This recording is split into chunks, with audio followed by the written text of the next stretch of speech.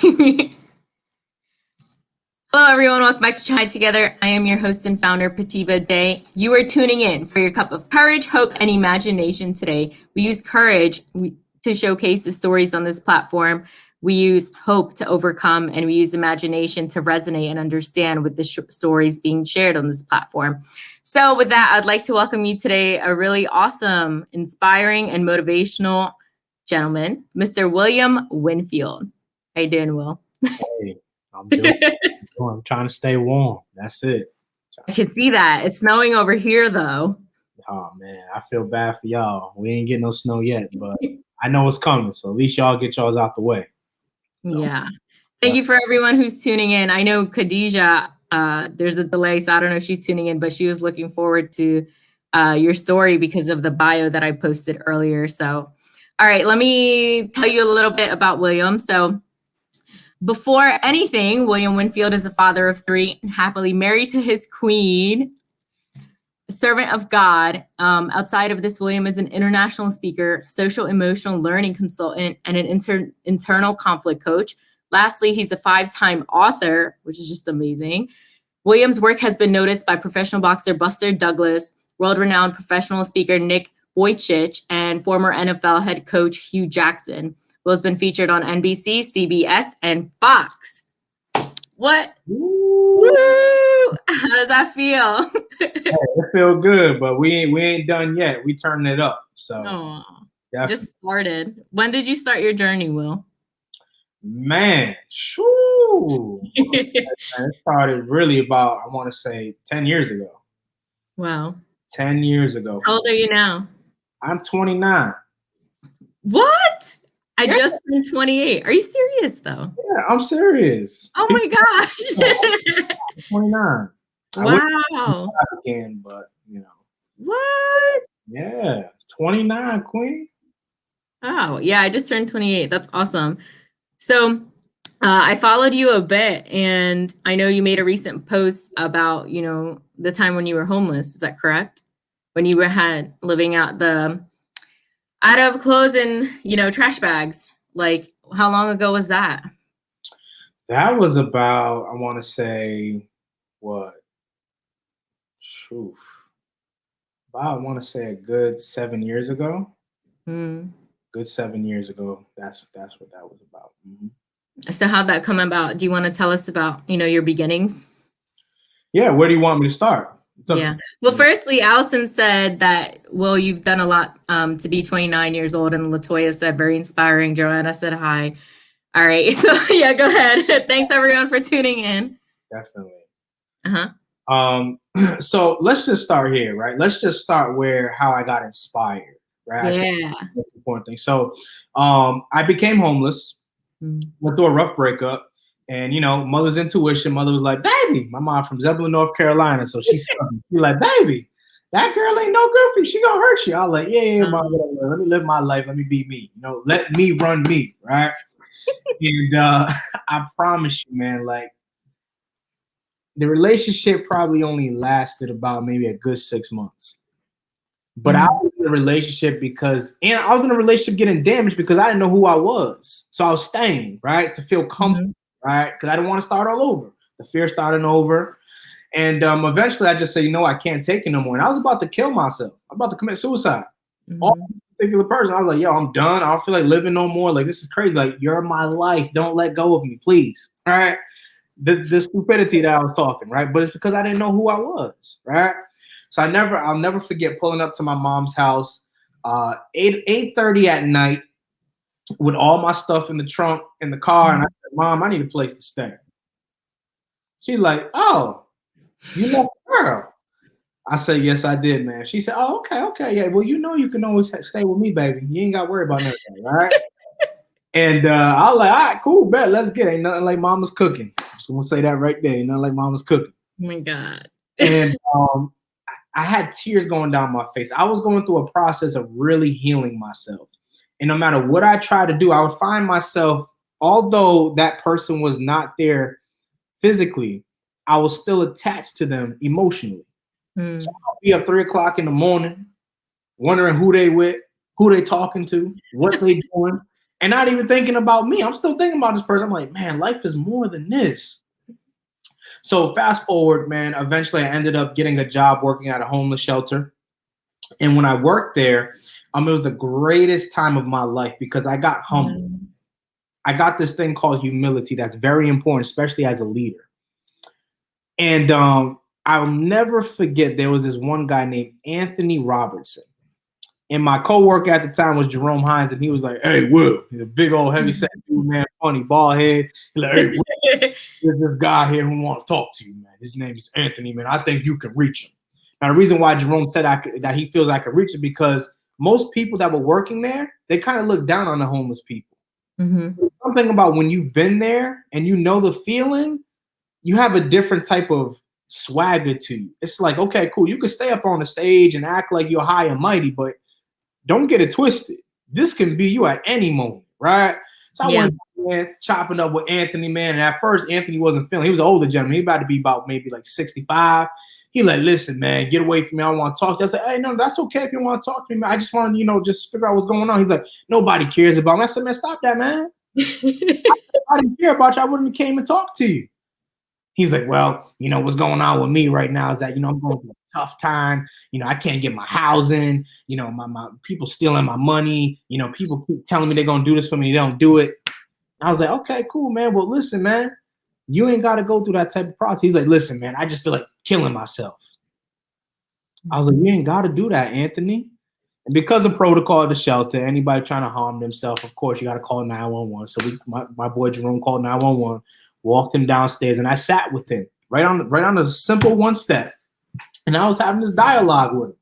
I was just like, "Hey, man, like, life is more than that. You ain't got to worry about taking your life. You have value, man." He's like, "You know what, Will? I think you're right. I think you're right." So ambulance came, put him in the truck. I'm waving to him by. He waving to me by through the glass. Literally, I want to say 2 weeks after that event, came back in to clock in, and Jerome's like, "Hey, Will, Anthony here again." I was like, "Man, listen, man, Jerome, I ain't trying to do this no more, man." He's like, No. He got good news." So I, went in, put my lunch away, clocked in, walked down the stairs. I said, "Anthony, what's up, man? How you feeling, man?" He's like, "Man, I'm doing much better. Will, I'm telling you, because of you, I didn't kill myself." Wow. When he said that to me, a light bulb came right on my head. I said, "Will, your words got power." Ooh. You feel me? Like, what we gonna do now? Like, your words got power.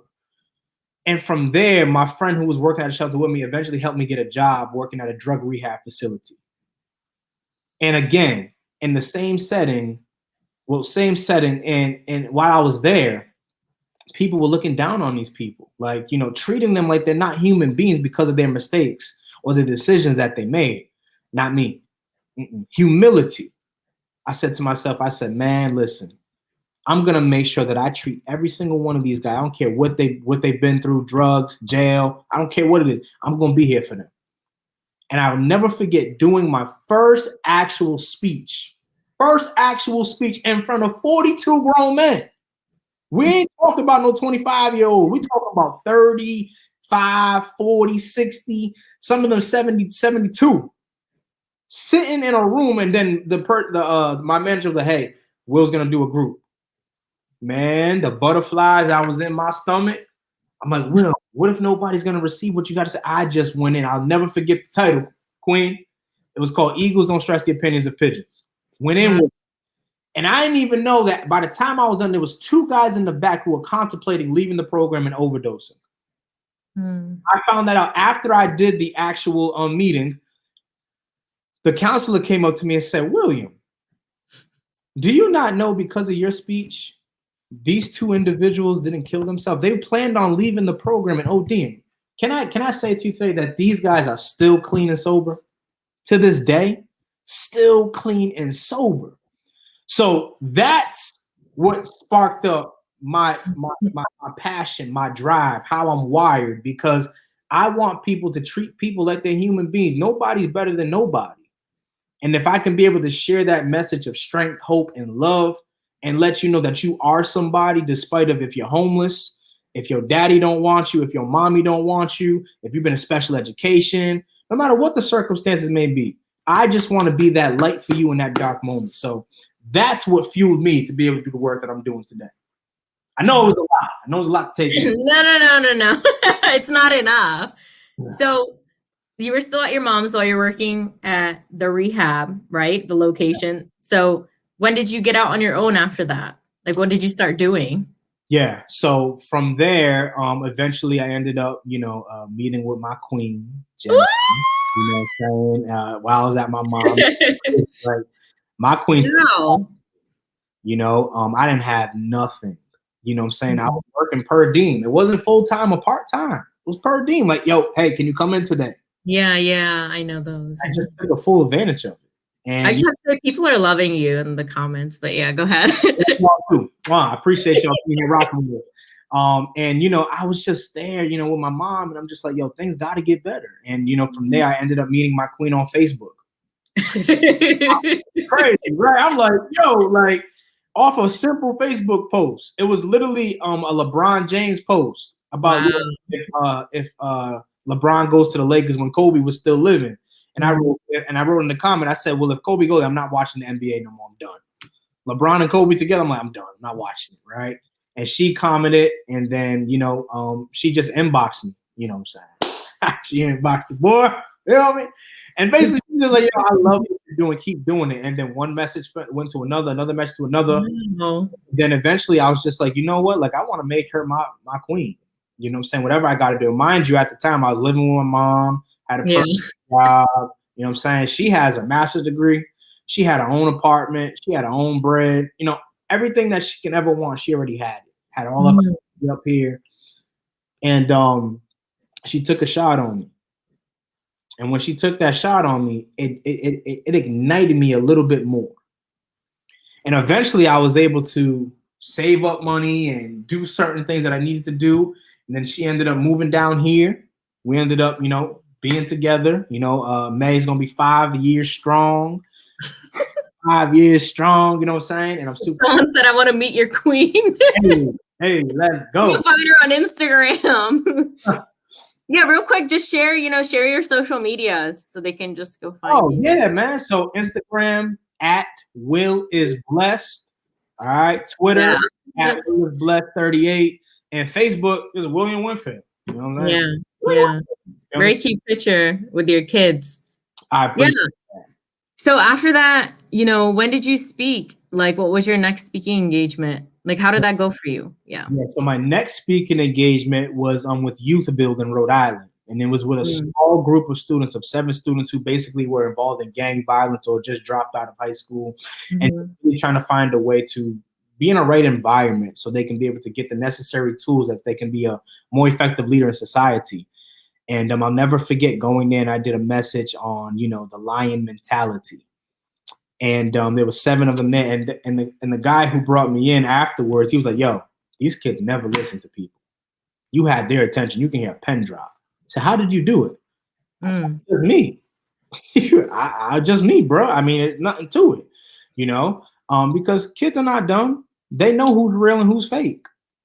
Yeah, I was going to say one thing is that they can resonate with you because of appearance and possibly skin color for the minorities, Black, Hispanic, Indian, all of that. And that's the one thing that can be like a misconception. Did you ever have any like racism, or do you go through any of those things, being a speaker? Or do you feel, Man, of course. If you're comfortable talking about it. Man, I've had so many opportunities that I had to say no to just because they wanted me to not be me. They wanted me to put on this tie and all this. I said, that's not me. That's not me. I'm not going to do it. Well, if you can't do it, okay, then you got the problem. You got the problem. And you making these kids suffer because you worrying about me wearing a tie? Yeah. You have to be yourself. Now we have other names like Trent Shelton, Eric Thomas. Those people were told you have to dress up and things of that nature too. But look, they still made it. You still have to do what you have to do. And that is the change that needs to happen. And also, those people aren't for you, if they don't accept you how you are. And that is just what it is. That's why you have your own tribe. So I saw a lot of posts where, you're speaking to kids. You speak a lot. So now it's been like, what, 7 years you've been speaking, or 5 years, right? Man, no, it's been a while. Yeah. A while. Yeah. Yeah. So, When you were discovered, by the networks, NBC and all of that, like, what was that feeling? Did you feel like liberated? What did you feel? I felt that I'm doing what I need to do. Mm, You know what I'm saying? Like I felt like I was doing what I've been called to do, and because I'm doing what I'm doing, I'm attracting, the opportunities. And that's mhm. the important thing because, as you live in society, people love to paint the Picasso, but they never talk about the process. Yeah. You want to talk more about your process? Yeah. What part? I mean, Whatever you want. It's your show. It's oh, my show. All right, cool, cool. Let's get it. all about you. And then we can share your book. Yeah. Yeah. Yeah. Okay. Go ahead. I was looking at the comments. Yeah. So I wanna definitely talk about, the experience when I am in these schools with these students. Mhm. And one of the greatest speeches that I did was actually last February. Mhm. And it was with a school, Chinook Middle School out here in Washington State. And after I was done with the speech, I had this child come up to me, and he was just like, bro, like, I appreciate the message that you did. Mhm. And he was like lost for words, and then he just came up and just gave me a hug, and I can feel his pain. Literally, his words was, "My dad don't want me." This was the great, to this day, I don't think any other speech would be greater than that moment, because most people like to speak. I love the after effect, where I'm able to actually show you that I'm human and actually feel your pain and help you to understand that you can make it through anything that you want. So, for me, the reason why he can relate is because my dad wasn't in my life. My dad actually, March 25th, 1991, he was watching a football game with a Budweiser on a recliner while I was fighting for my life in my mother's womb with the umbilical cord wrapped around my neck about to die. Right. So we talking about process, right? We talking about my mom had 3 nervous breakdowns because she had to raise me by herself. She got the bills. She got all of these things, all this pressure on her. 3 nervous breakdowns, queen. That separated me from my mom. Now I go into foster care. Now when I'm in foster care, the first home that I went to was with a white family, treated me like royalty, like Mhm. royalty. And I never seen family dynamics at a table. I never see, it was just me and my mom. At this home, it was the mom, it was the dad, it was the daughter, it was the son, it was the baby. I'm like, yo, like, I never had this experience before in my life. This is amazing.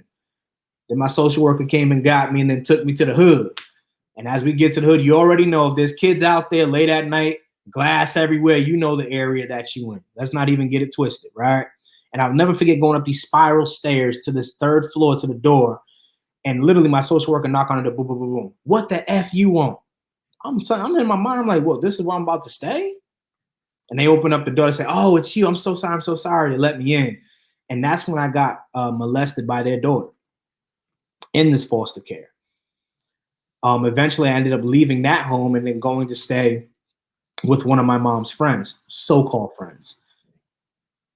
That's where I actually dealt with a lot of racism. They didn't let me sleep in no bed, no couch. They had a lot of cats. They had me sleep in cat doo-doo and cat piss and said, this is where you belong because you a nigga. Literally. And they Uh, were the same race. Were they the same race? huh? What race were they? Oh, white. Mm. Yeah. And I'll never forget that moment, just being there, just crying. I was like, yo, I want my mom. I want my mom. And every time I went to go see my mom, it was like maybe like 30 minutes. Mm. They're shooting her with a needle, having her pass out. And I'm just like, yo, this is crazy. And from there, I was finally able to reunite with my mom. And, glory be to God that my mom is much better now than what she was before. Mhm. I definitely thank that queen for showing me what resiliency really means, what leadership really means. Because growing up in a black family, it's rare that you have your father there. A lot of us are taught by the streets, taught by wrong influences, and we're like, I want to do that because that's all we're around. But I thank God for a bunch of men being able to mentor me during my process. Being in high school and middle school, I remember my mom walking me to an IEP meeting, and the teachers and the principal was like, "Yo, your son's mentally retarded. He never gonna graduate middle school, high school." Never listen to what people say. Don't ever allow anybody to put their opinions on you. I graduated both. I'm just saying, Mm. and I'm glad about that, right? Um, And just being in special education classes where I'll be in a class and I'll see, you know, all these students have no teacher next to them. I'm the only one in the classroom who has this teacher next to me trying to help me with my work. I was embarrassed. I was embarrassed. I was in 9th grade with a 3rd grade reading level. Couldn't read, couldn't write, couldn't comprehend. Right? And I think because I felt embarrassed, I tried to make other people feel embarrassed. Yeah. You know, oh, you ain't wearing this? Oh, you a fool. Or, you know what I'm saying, you read, or you a nerd, right? And, you know, I'll never forget, my main promise was to my mom was, yo, I'm going to get you out the hood. You ain't never going to have to worry about nothing. I'm going to get this football scholarship. I'm going to go into the draft. I'm going to make bread, and you're going to be good. Man, listen, man, that 12th grade year, when I went to Miss Boudreaux on the 3rd floor and asked her, did I pass? She said, this was her exact word. She said, William, why would you come to me this foolishness? She said, you know you didn't pass. 1st quarter, you wasn't serious. 2nd quarter, you was somewhat serious. 3rd quarter, 4th quarter, yeah, you just got it together. It's too late. Because I didn't meet the GPA requirement, I lost the scholarship. So I remember walking back down that hallway with tears coming down my face, Queen, and I'm just like, yo, and each tear that I drop, I swear I could see my mom's reflection. And I'll never forget going to my mom and talking to her and saying, Mom, listen, I failed. She said, baby, what you mean you failed? I said, Mom, I failed. She said, well, what do you mean? Tell me. I said, Mom, I failed. I lost the football scholarship. She said, well, wait a minute, you still graduating, right? I said, yes, ma'am. She said, okay, then what's the problem? I said, Mom, the opportunity to get you out the hood. She said, no, baby, you need to understand something. She said, you did what I never did. She said, you graduated. You walked across that stage. I never did that. Why did my mom never do it? Because she got bullied her senior year. She dropped out. Right? So sometimes we have to understand that although life is tough, life is difficult, life is also a process that you must enjoy. It's a journey. And I always say the road to success just starts with one step. Nobody said this life gonna be easy. It's not supposed to be easy. Les Brown says it best, right? A hard life makes an easy life. An easy life makes a hard life, right? So just always understand that. And when he said that, I stuck into the back of my head. I'm like, yo, it's so true. I'd rather earn it than let it be given to me. So, you know, being in the position that I am now, I don't forget where I come from. You know what I'm saying, Quinn? I don't forget where I come from. You know, losing jobs, you know, suicidal thoughts, like it's a journey, but I'm thankful that I'm not allowing my pain to rob other people's blessings, because this is not about me.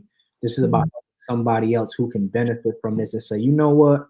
If you can do it, bruh, I know it's going to be tough. I know I may not be able to get to the finish line running or walking, but I may need to crawl, but I'm going to get there. If you can do it, I can do it, you know? So definitely.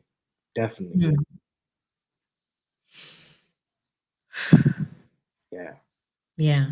It needs a breath. Yeah. I want you to share with everyone, you know, what you can offer them through your coaching and the different, you know, things that you offer for your business. Yeah. Yeah. So if you're an educator watching this, just say, I'm doing a Black History Month tour this month. So if you're anybody who can benefit me coming in and just really helping the students to process through internal conflict and helping them to be able to understand their dream and be able to accomplish their dream, reach out to me, please. I'm trying to get into as many schools as I can to make sure that our students leave a legacy, not live just to exist, but live to remember. And then to say, if you're somebody who's a 9-to-5 worker and you're like, you know what, like, I know I have a gift, I know I have purpose. I promise you, Queen, my heart for the 9-to-5 people, because everybody was trying to work with entrepreneurs. I said, I want to work for the 9-to-5 people. I know how it is to work a job, and you know, your boss say that you can't go see your daughter or you can't see, you know, your son. Like, what? How you gonna tell? What? Right? So, you know, literally what I do is I equip 9-to-5 speakers, coaches, and emerging entrepreneurs to position their brand, package their creativity to book more business. Simple like that, through my secret sauce system, you know what I'm saying, which we walk you through the process, clarity, creativity, positioning, packaging, and profit. most important thing is to spend more time with family. Nobody says that you need to be at a laptop working for the rest of your life. You should have systems in place to be able to put it on autopilot so you can enjoy time with family. The reason why I had to do it because my wife was getting on it. Boy, you always at that laptop. Boy, you always working. I'm grinding. But we have to understand sometimes we say that we're grinding, but really understand who we're grinding for. And that doesn't mean that you necessarily have to be doing something all the time. Spend time with your family because life is short. People on social media are always going to be here. Your family ain't. So spend as much time as you can because I'm telling you, Queen, leaving your home and coming back is such an underrated blessing today. Such an underrated blessing today. So I take full advantage of it. Hug them, squeeze them, tell them I love them. I don't care how many times I do it, you know, because life is short. So, yeah. Yep. Wow. Ready to share your book? Oh, he has a book. Thanks everyone who's tuning in for watching. People love you. Someone thinks your name is Hue. No, he was acknowledged by Hue Jackson. His name is Will. Oh, Hue. Oh man, I ain't bald yet. But eventually I'll get there. But live to be remembered. So I was sharing with Will that the event that I was at this weekend at Utah that you guys saw, that they were asking us, you know, what do you want to be remembered for? And Sam in particular, I'm sorry, Sam, I just forgot your last name, but I know he's been tuning in today and he's the one who asked that, what do we want to be remembered for, and to write that down. So yeah. That's powerful. Yeah. Share your book cover. What? Yeah. There it is. Yeah. A Blueprint to Leaving a Legacy by William Winfield. I really like that cover. I appreciate it. Shows the gold. Show us the back. Show us the back. Hey, the back right there. You know what I'm saying? She corrected your name. Right. Very nice. Do you want to read the back of it a bit for people? I don't want to do all that. Man. You don't want to do all that? Man, it's just a book. All right, where can we find the book? So you can find the book through Amazon, or if you want to actually, autograph, you can order through me. Just hit me up on Facebook. I would say my website, but we're revamping things within the brand, so I want to send you there, and then the links ain't working, and you be like, "Wow, you suck, Will." I don't want none of that. If you just really want to just hit me up on Facebook and say, "Hey, I'm interested in the book." I would love to be able to autograph it and make sure I get it out to you. Awesome. Is there anything else you'd like to share? Man, of course. Listen, man, right? I'm gonna just say this. If you're listening to this and you're going through a hard time, take this gem and never forget it. Your pain is the key to unlocking somebody else's freedom. Stop being selfish with it. Don't you do that. Don't you rob somebody else's freedom because you're afraid to share what you have. Listen to me. I for years, Queen, it took me 5 years to write my first book. 5 years, because I had all these things replaying in my head. Who's going to listen to you? You ain't good. Nobody want to hear what you got to say. That's a lie. Somebody needs what I got. And again, leaving a legacy is not about you. It's about the lives that you impact. That's why Dr. King is no longer here, but he's still here because of the impact that he made. That's how successful you need to be.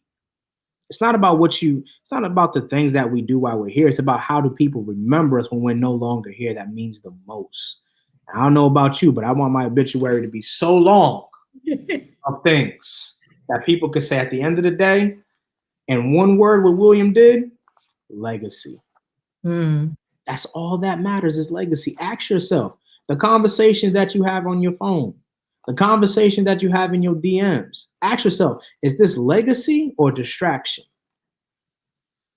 Everything that you should do, as people say, move on purpose, I'm telling you, move on legacy. Because what you leave is going to be the most important thing. Wow. You have to understand as an individual. And you hear it all the time, Queen, this is my year. Woohoo, right? It may be your year, but it ain't going to be your year if you don't get up and do something. And you need to do something, because I promise you, there's two types of people. Those who are average, and then those who are living to be remembered.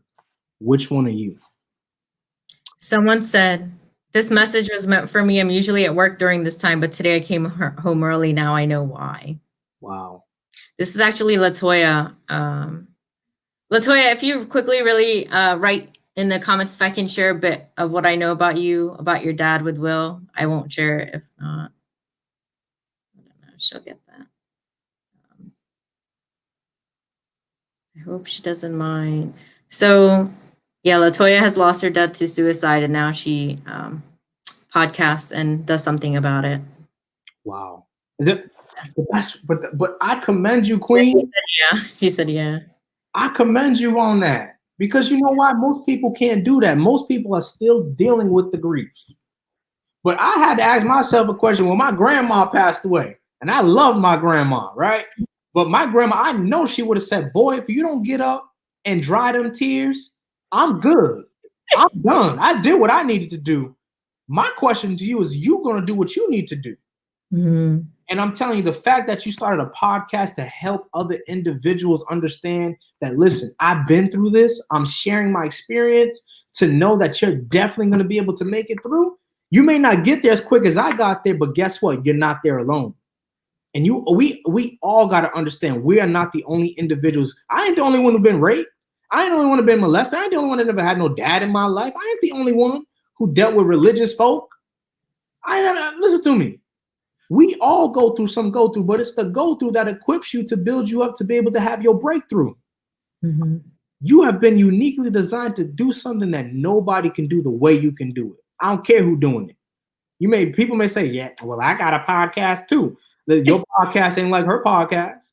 Your podcast ain't like this podcast. So what I'm telling you is that whatever you do it with all your heart, your mind, your soul, and just know every time you wake up and you hit the floor, it's another opportunity to save somebody's life.